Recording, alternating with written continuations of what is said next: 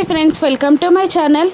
అమర్, బాగి పిల్లలు, రాథోడ్ అందరూ కలిసి రణ్వీర్ ఇంటికి భోజనానికి వెళ్తారు. ఇక వాళ్ళు కారు ముంగట పార్క్ చేసి లోపలికి వస్తూ ఉంటారు. ఇక రణ్వీర్ అతని మనుషులు ఆ ఫ్యామిలీని స్వాగతించి లోపల కూర్చోబెట్టి వాటర్ ఇస్తూ ఉంటారు. అదే టైంలో కాళీ రణ్వీర్ని చంపడానికి గోడ దూకుతాడు. అక్కడ దూకే టైంలో కాళీ మొబైల్ అక్కడే పడిపోతుంది. మరోవైపు కాళీకి కాల్ చేస్తూ రణ్వీర్ ఇంటికి వస్తూ ఉంటుంది మనోహరి.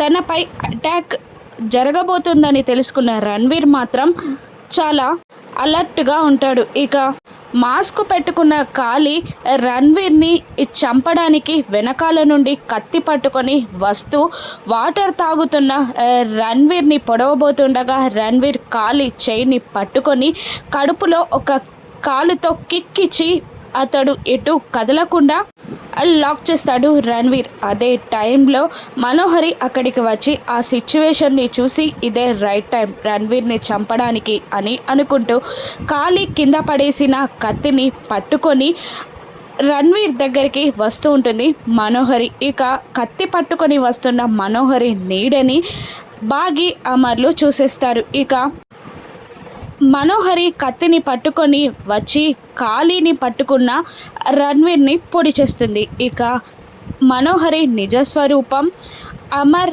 బాగీలకి తెలిసిపోతుందా? ఇప్పుడు మనోహరి గతేంటి, ఈ రణ్వీర్ సిచ్యువేషన్ ఏంటి, రాను ఎపిసోడ్స్లో చూద్దాం.